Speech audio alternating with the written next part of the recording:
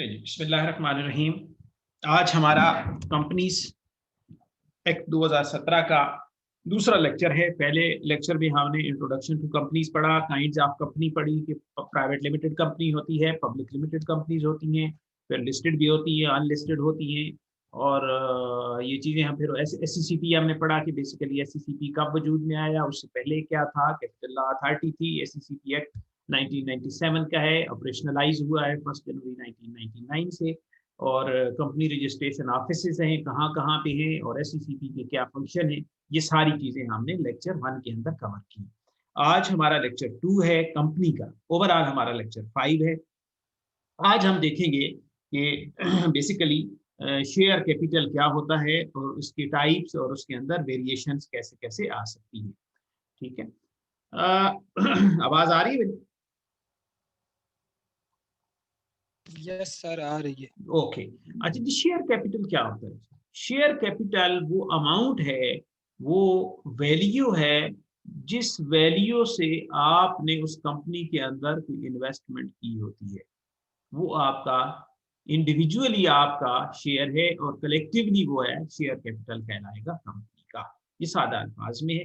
अभी हम इसको गो थ्रू करते हैं। In a company limited by shares, ये बात हम पहले कर चुके हैं कि कंपनीज जो हैं वो लिमिटेड बाय शेयर्स भी होती हैं, अनलिमिटेड कंपनीज भी हो सकती हैं, उसका कोई प्रेसिडेंट नहीं है, और गारंटी लिमिटेड भी होती हैं। ठीक है, ये सारी बातें हम लेक्चर जो इससे हमारा प्रीवियस लेक्चर था उसमें हमने देखी है। अभी ये बात कर रहा है कि ये सिर्फ शेयर कैपिटल की बात होगी जिस कंपनी के शेयर्स हैं। जिसके शेयर्स हैं ही नहीं, वो गारंटी लिमिटेड है, विदाउट शेयर कैपिटल है, तो उसके शेयर्स नहीं होंगे। In a company limited by shares, the share capital represent capital introduced in the company by the company's shareholder, the member. ठीक है, वो अमाउंट जो शेयर होल्डर, जो मेंबर आपने कंपनी ने कंपनी के अंदर इंट्रोड्यूस करवाई है, ठीक है, वो आपकी शेयर कैपिटल कहलाता है। जितनी अमाउंट इन्होंने इन्वेस्ट की है वो कलेक्टिवली आपका शेयर कैपिटल कहला रहा है। थोड़ी सी इसमें टेक्निकल मसला है, आगे जाते हैं। The share capital of a company may be divided into several different classes, or there may be just one class of shares. आपके शेयर्स बहुत सारी जो है वो क्लासेस के हो सकते हैं, या आपके शेयर जो है वो एक ही क्लास में फॉल करते हैं। आगे जाके इसकी डिटेल हम पढ़ते हैं। अच्छा, with in each class of share all the shares must be of the same fix amount, this is the nominal value of the share. ठीक है, किसी एक क्लास के अंदर एक शेयर की वैल्यू जो है वो फिक्स है। मसलन ऑर्डिनरी शेयर है, तो उस कंपनी का अगर ऑर्डिनरी शेयर जो है वो 10 रुपए का है, तो वो हमेशा 10 रुपए का ही होगा। ठीक है, उसकी जो नॉमिनल वैल्यू है वो 10 रुपए ही हो। और अगर आपने शेयर जो है वो 100 रुपीज का इशू किया है और आपने कहा है कि उसकी नॉमिनल वैल्यू, फेस वैल्यू जो है वो 100 रुपीज है, तो ऑर्डिनरी शेयर कैपिटल के अंदर, ऑर्डिनरी शेयर के अंदर जितने भी शेयर होंगे फिर सबकी वैल्यू 100 ईच होगी। राइट, एग्जाम्पल इसकी देखिएगा। The ordinary shares in a company में be divided into 500,000 shares all of ₹10 each. 5 lakh share है, 10 रुपए का एक शेयर। ठीक है, तो आपका शेयर कैपिटल यहाँ पे कितना बन जाएगा? 5 million.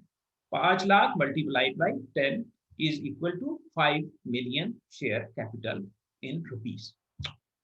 Within the same class, there cannot be shares for different nominal value, nominal amounts, and all the shares carry equal rights and privileges. अच्छा, ये जो राइट्स एंड प्रिविलेज की यहाँ बात की गई है ना, इसको हम राइट एंड ऑब्लिगेशन की बात भी करते हैं कि जिस तरह आपकी प्रॉपर्टी होती है ना, आप किसी घर के मालिक होते हैं, तो उसके घर के राइट, उसके रिस्क और उसकी ऑब्लिगेशन जो है उनके आप जिम्मेदार होते हैं। तो इसी तरह जो शेयर है ना, शेयर भी एक प्रॉपर्टी है, एक एसेट है। एसेट होता है ना, तो शेयर जो आपके पास मौजूद है वो आपकी जो है आपकी ओनरशिप में है, आप उनके मालिक हैं, वो एक प्रॉपर्टी है। ठीक है, क्योंकि वो मूवेबल प्रॉपर्टी नहीं है, सॉरी, वो इमूवेबल प्रॉपर्टी नहीं है, मूवेबल प्रॉपर्टी है। तो उसके साथ जितने अटैच्ड राइट एंड ऑब्लिगेशन है वो सारे आपके हैं। मसलन राइट उसका क्या है? राइट उसका ये है कि उसका डिविडेंड आपको मिलेगा, कहीं उसकी कीमत इंक्रीज होती है तो आप बेचते हैं तो वो जो उसमें इंक्रीज अमाउंट है, कैपिटल गेन है, वो आपका है। ये सारे आपके राइट्स हैं। उसके अलावा आपकी ऑब्लिगेशन क्या है? कंपनी अगर डिसॉल्व हो जाती है, डिसोल्यूशन में चली जाती है, तो वो शेयर, उसकी वैल्यू की हद तक आप उसको लूज कर देते हैं, ये आपकी ऑब्लिगेशन। ठीक है। तो उसके साथ जितने भी राइट्स एंड ऑब्लिगेशन जुड़े हैं वो सारे आपके आपके अपने हैं। उसके साथ risk and reward are both are attached to that individual who owns or hold that share. Acha, issues of share is the first step of offering share by the company. When people or promoters pay for the share, this is termed as subscription of share, and finally shares are allotted to respective name of applicants. This is paying up of the capital. अच्छा, ये basically बात कर रहे हैं कि IPO की जब भी कोई कंपनी बनती है तो उसकी जो पहली दफा जब शेयर इशू होते हैं तो उसको इनिशियल पब्लिक ऑफरिंग कहते हैं, आईपीओ कहते हैं। तो वो शेयर जब आप परचेज करते हैं तो वो शेयर जो है आपको अलाट होते हैं ऑन दी पेमेंट ऑफ उसकी जो सर्टन वैल्यू होती है, जो उसकी नॉमिनल वैल्यू होती है। ठीक है। तो आईपीओ जो होते हैं अक्सर आपके यानी इसकी एडवर्टाइजमेंट अखबारों के अंदर देखी होगी। पहले ये बैंकों के अंदर होते थे, आजकल ये ऑनलाइन भी हो जाती है। आपकी सब्सक्रिप्शन ऑनलाइन भी जो आपकी सीडीसी है उसमें अगर आपका अकाउंट हो और तो उसके थ्रू आप उसको ऑनलाइन भी परचेज कर सकते हैं। पहले बैंकों में आपको पता होगा कि एप्लीकेशनें जमा करवानी पड़ती थी, तो बैंकर टू इशू होते थे, इसको कहते थे बैंकर टू इशू। अच्छा जी, the nature of share and share certificates. ठीक है, शेयर्स क्या होते हैं, शेयर सर्टिफिकेट क्या होते हैं। Share and share certificates have several characteristics.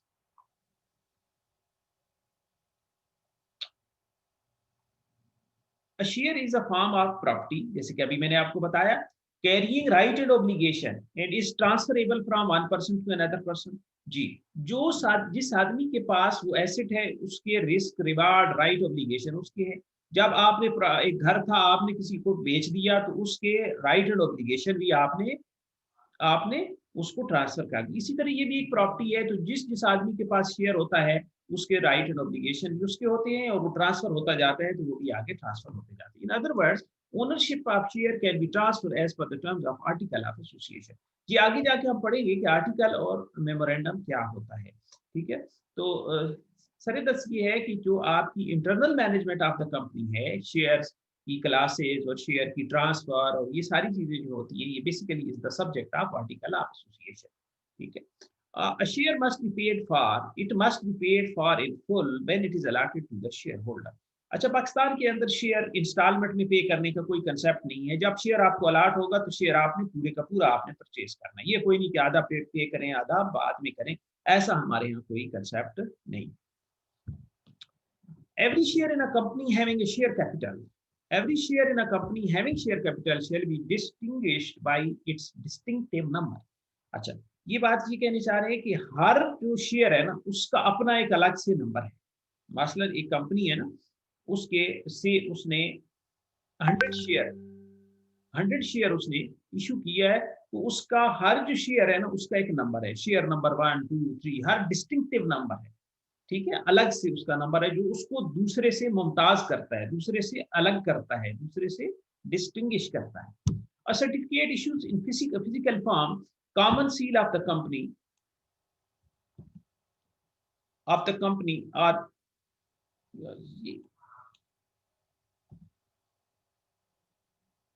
in the book entry form, that is electronic, shall be the main evidence of the title of the person to such share.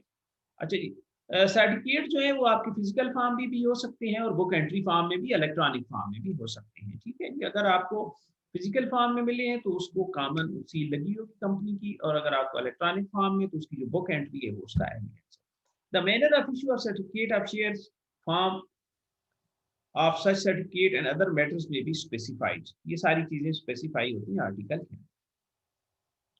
अच्छा, यहाँ तक हमने overall एक देख लिया कि भाई शेयर कैपिटल जो है ये होता है। आगे इसकी थोड़ी सी इसके अंदर डिफरेंशिएशन है कि भाई ऑथोराइज शेयर कैपिटल क्या है, इशूड क्या है, ये चीजें अभी थोड़ी सी।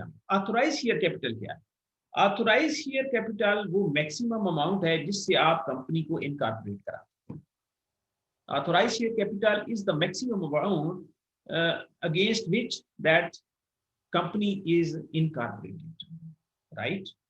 The act requires companies to have an authorized capital of share capital. Authorized share capital is the maximum amount of shares in each class that the company may issue. It is expressed in terms of nominal value of the shares. ठीक है, इस company का, जिस company को अभी हम incorporate कर रहे हैं, इसका शेयर कैपिटल ₹10 मिलियन होगा, जिसमें 10 लाख शेयर होंगे और हर शेयर की वैल्यू ₹10 होगी। ये बात उसके अंदर मेंशन होती है। In Pakistan all companies limited by share are required by companies act 2017 to have an authorised share capital and the amount of the authorized share capital has to be specified in the company's memorandum of association। ये आगे जाके मैंने आपको बताया कि हम memorandum और article पढ़ेंगे, तो मेमोरेंडम के अंदर कोई 7-8 जो क्लासेस हैं वो पेट क्लासेस हैं, तो वो आपने उसका ऑफिस एड्रेस, उसका क्या कहते हैं, उसका ऑथराइज्ड कैपिटल, ये चीजें जो हैं basically these are the part of memorandum. Memorandum is called the constitution of the company, और आपकी इंटरनल मैनेजमेंट जो है that is governed bye,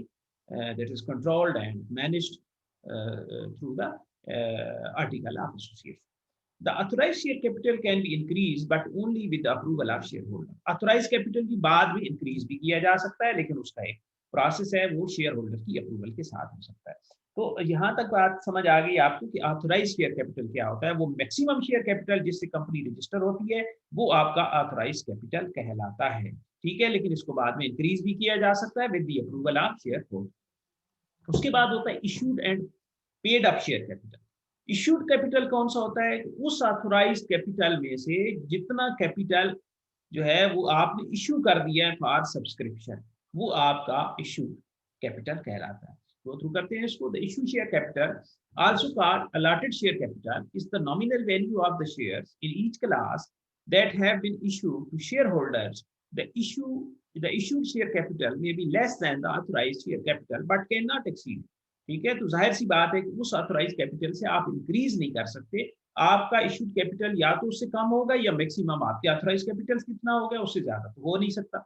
When share are issued, they must be paid for। The shareholder must pay for the share in full when the shares are issued। ये बात मैंने आपको अर्ज की कि पाकिस्तान के अंदर शेयर जो है वो फुली सब्सक्राइब होते हैं, उसकी पार्शियल इंस्टॉलमेंट कोई नहीं होती, उसकी पार्शियल पेमेंट कोई नहीं होती, तो फुली पेड होती। अच्छा जी, तो आपको आइडिया हो गया कि इशू ऑथराइज कैपिटल क्या है, issued and paid up capital क्या है। उस ऑथराइज कैपिटल में से जितना इशू हो जाता है वो आपका इशूड या इशूड और पेड अप कैपिटल कहलाता है। अच्छा, उसके बाद है जी issued share capital and the liability of share holders. A share represents the maximum liability of a shareholder in a limited liability in the event that the company is bound up with unpaid debts। ये बात हमने पहले limited liability में की है कि आपकी maximum liability उस शेयर की वैल्यू तक है, यही बात यहाँ पे रिपीट की गई है। The actual liability of the shareholder is limited to any unpaid capital on their share which shall be zero in most cases and partly paid shares are not allowed to be issued in Pakistan। ये बात जो है अभी आपको करता आ रहा हूँ कि यहाँ पे शेयर हमारे यहाँ प्रैक्टिस ये है, हमारे पास लॉ ये है कि ये शेयर जो है ये फुली पेड होते हैं, ये पार्शली पेड नहीं होते, इंस्टॉलमेंट में पे नहीं होते, तो इसलिए आपकी लायबिलिटी जो है उस शेयर की वैल्यू तक है जिसको आप सब्सक्राइब कर चुके। Issued share capital and the liability of share holders continue है। When issued share are fully paid, the shareholder have no further liability for the unpaid debts of the company। If the company goes into liquidation with unpaid debts, the shareholder contributes anything to the payment of the company's debt। उन्होंने कुछ contribute नहीं करना। The maximum amount they will lose is the amount already contributed as a share capital। ये बात हम unlimited limited liability के concept में chapter 1 में हम ये जो है वो हमारा lecture 1 जो था उसमें डिटेल में हम पढ़ चुके हैं कि कोई और चीज उन्होंने नहीं देनी, उनकी मैक्सिमम लायबिलिटी जो है उस शेयर कैपिटल तक है जो उन्होंने सब्सक्राइब किया हुआ। When the shares are partly paid, the maximum liability of the shareholder is the unpaid portion of the share capital। अगर ऐसा सिनेरियो है जो कि हमारे यहाँ नहीं है कि शेयर वहां पे पार्टली पेड होते हैं, इंस्टॉलमेंट में होती है, तो जो आपकी अनपेड इंस्टॉलमेंट है तो वो भी आपकी लायबिलिटी है, वो फिर आपको पे करने पड़ेंगे, क्योंकि आपने शेयर जो है वो 10 रुपए का परचेज किया, अगर आपने 6 रुपए उसके पे कर दिए और 4 रुपीज जो है वो पेंडिंग है, वो आउटस्टैंडिंग है, तो वो 4 रुपीज जो है वो आपकी लायबिलिटी है। In case of bound up जो है वो आपने 4 रुपीज रिमेनिंग जो है वो आपने पे करने हैं, जो कि पाकिस्तान में ऐसा केस नहीं। If the company goes into liquidation, the unpaid debt, the shareholder will be required to contribute extra capital up to the amount unpaid of the share की, जो कि मैंने आपसे बात की। इसकी एग्जांपल देखिएगा। ABC Limited, a public company, has authorized share capital of 800,000, ordinary share of 10 rupees each, तो ये 8 मिलियन हो गया उसका share capital. The issued capital is 400,000 ordinary share. All of these 400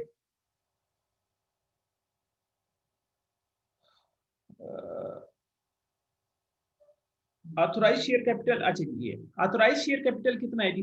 अच्छा are fully paid. In this example मतलब ये हुआ कि ऑथोराइज शेयर कैपिटल जो है वो 8 मिलियन है, 8 लाख शेयर ऑफ ₹10 ईच। तो 8 मिलियन आपका ऑथोराइज कैपिटल हो गया। उसमें से इश्यूड कितना है? 4 मिलियन, यानी 50% इशू है।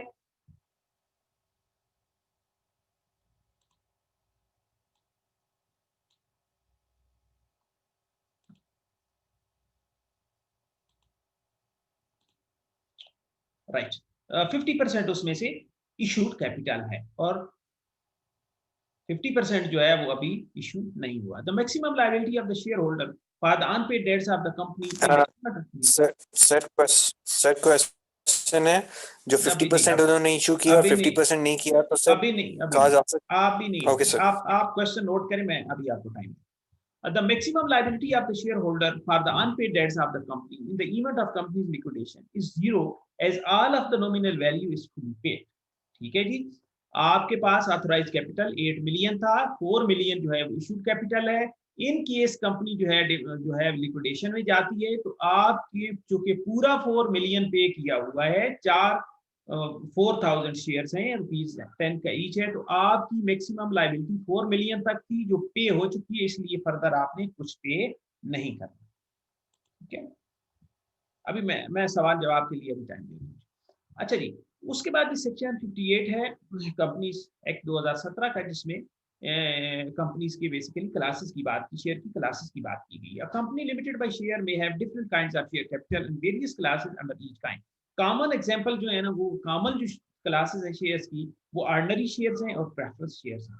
ऑर्डिनरी याद रखिएगा, ऑर्डिनरी शेयर जो है ना, या ऑर्डिनरी शेयर होल्डर जो है, they are the real owner of the company. असल मालिक कंपनी के ऑर्डिनरी शेयर होल्डर है।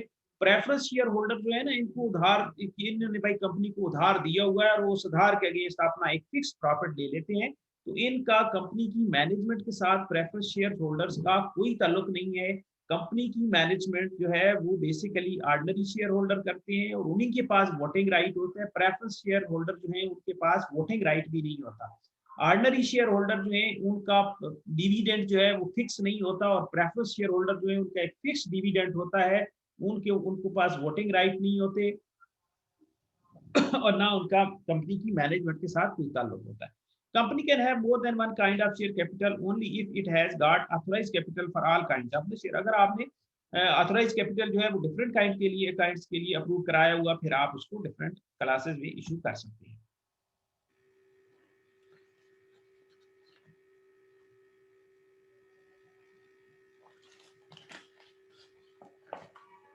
ऑर्डिनरी शेयर्स, आप काइंडली अपने जो सवालात हैं वो अपने पास ना नोट कर लें। मैं इंशाल्लाह अभी थोड़ी देर में एक वक्फा क्वेश्चन आंसर का होगा, तो उसमें मैं सारे आपके क्वेश्चन जो इंशाल्लाह उनको आंसर करूंगा। अच्छा जी, ordinary shares, the ordinary shares are the owners of their company. जैसे कि मैंने अभी आपको कहा, ordinary shares are often called equity shares. The ordinary share holders own the distributable profit of their company after preference dividend have been paid, but are only entitled to a dividend if the director propose a dividend, and in case of final dividend the shareholder vote for the payment of dividend. There is no limit to the amount of dividend that a company can pay to its ordinary shareholder out of its distributable profit। ठीक है जी, preference share holder जो है उनको देने के बाद जो आपके पास डिस्ट्रीब्यूटेबल प्रॉफिट है उसमें से शेयर होल्डर को ज्यादा भी मिल सकता है, ऑर्डिनरी शेयर होल्डर को, और कम भी मिल सकता है, क्योंकि बकाया जितना भी है वो सारे का सारा है इनका, क्योंकि ये they are the real owner of the company. Ordinary dividend cannot be paid until all unpaid cumulative preference dividend payable have been paid to the preference shareholder until all preference dividend for the current year have been paid। ठीक है ना जी। तो basically जो है, चूंकि वो real owner है, तो उससे पहले जितने मेहमान हैं preference share holders are the basically जो है वो उन्होंने यूं समझिए कि कर्ज दिया हुआ कंपनी को, तो कर्ज का जो है उसको पहले दिया जाता है। ठीक है, तो इसलिए सबसे पहले जो है इनको पे करना है, उसके बाद जो बच जाएगा वो डिस्ट्रीब्यूटेबल प्रॉफिट होगा और उसको शेयर होल्डर जो है ऑर्डिनरी शेयर होल्डर वो आपस में डिवाइड करेंगे। वाइंडिंग अप के केस में क्या होगा? In a winding up of the company the ordinary share holder are not entitled to receive payment of any capital from the liquidation of its asset until all creditors have been paid and nominal share capital of the preference shareholders has been paid। ठीक है जी। Company जब winding up की process में होती है तो जो ordinary share holder हैं उनको कुछ नहीं मिलता उस वक्त तक जब तक के क्रेडिटर्स जिनको पे करना है, जो लाइबिलिटीज हैं कंपनी की, वो पे नहीं हो जाता, और जो प्रेफरेंस शेयर है उनको, शेयर होल्डर है उनको उनकी नॉमिनल जो वैल्यू है प्रेफरेंस शेयर होल्डर की वो उनको पे नहीं हो जाती, तो ऑर्डिनरी शेयर होल्डर को कुछ नहीं मिलता। जो बचेगा उसके बाद वो बेसिकली रियल ओनर का है, जो कि ऑर्डिनरी शेयर होल्डर है। The ordinary shareholders are entitled to vote at general meeting of the company। ये भी मैं आपको अर्ज कर चुका हूँ। Normally, all ordinary shareholders have one vote per share। However, this general rule does not apply all the time in rare cases where a company has more than one class of ordinary share। Her share का भाई एक vote होता है generally, लेकिन ये जो exception भी है इस रूल की, इसमें डिफरेंस भी हो सकता है। कंपनी में make various classes of shares by writing in the article of association. ये बेसिकली आर्टिकल ऑफ एसोसिएशन का सब्जेक्ट है। Different classes may enjoy different voting rights। Voting rights disproportionate to the paid up value of the shares of the company, or no voting right at all, or otherwise different classes may be made on the basis of different entitlement to dividends or right to bonus shares etc। ठीक है जी। अच्छा, उसके बाद ही ordinary share holder आपने देख ली। Preference share holder जो है ये क्या होते हैं, जो शुरू के मैंने आपको थोड़ा सा इसका बता दिया कि बेसिकली प्रेफरेंस शेयर होल्डर जो है इनका कोई वोटिंग राइट नहीं होता, मैनेजमेंट के साथ इनका कोई ताल्लुक नहीं होता, इनको एक फिक्स डिविडेंड मिलता है और सबसे पहले मिल जाता है। ठीक हो गया। अब preference share normally carries a prior right ahead of ordinary shares. Receive a dividend, the dividend payable of preference share is normally a fix amount each year. ठीक है। ऑर्डिनरी शेयर होल्डर का फिक्स नहीं होता, इनका fix होता है। Receive a repayment of capital in the event that the company is wound up. अगर company wound up होती है तो इनको अपनी जो वो कैपिटल है जो उन्होंने सब्सक्राइब की हो, इनको वापस मिलता है। Holder of preference share holder therefore receive preferential treatment ahead of the ordinary shareholder। Preference shares may be of different classes on the basis of accumulation or otherwise of the dividend on preference shares, on the basis of redemption or conversion of preference shares into ordinary shareholder। जी ऐसा भी मुमकिन है, ऐसा भी हो सकता है। अच्छा, अल्ट्रेशन इन कैपिटल। जैसा कि मैं शुरू में हमने देखा कि कैपिटल के अंदर जो है अल्ट्रेशन भी हो सकती है। तो वो अल्ट्रेशन किस तरह होती है जी? A company, if allowed by its article and by passing a special resolution, can alter the capital clause of its memorandum of association so as to increase the authorized capital whenever it is required। ठीक है जी। तो आपका authorized capital जो है वो increase हो सकता है special resolution से। ठीक है। Cancel that part of its authorized capital which has not been paid up till the date। Actually बढ़ा भी सकते हैं और जो आपका अनपेड है उसको कैंसिल भी कर सकते हैं till the date of cancellation, and such cancellation shall not affect the right of the paid up shareholders। Consolidate the share capital into shares of a larger amount, or divide and subdivide the share capital into shares of an amount smaller to than the one fixed for the memorandum of association initially। ठीक है। तो ये सारे काम जो है ना, share capital को जो है ऑथराइज शेयर कैपिटल उसको बढ़ाया भी जा सकता है, कम भी किया जा सकता है, कंसोलिडेट भी किया जा सकता है, उसकी अमाउंट जो है उसको भी सब डिवाइड किया जा सकता है, स्मॉलर अमाउंट को एक बड़ी अमाउंट में कन्वर्ट किया जा सकता है। ये सारे काम जो हैं ये किए जा सकते हैं। अच्छा जी, ये बेसिकली इसी चीज की एक एग्जांपल दी गई है कि एक 500 मिलियन शेयर कैपिटल था, 5 million shares थे 100 each की। The company may be passing a special resolution in its general meeting, alter its capital and declare that the authorized capital and paid up share capital of the company is 500 million, but now it is divided into 50 million shares of ₹10 each। 10 पहले आपको 100 रुपए का share था, फिर आपने क्या किया उसको 10 रुपए का कर दिया। तो ये काम भी आप कर सकते हैं। उसके बाद एक और एग्जांपल है कि एक ABC प्राइवेट लिमिटेड है,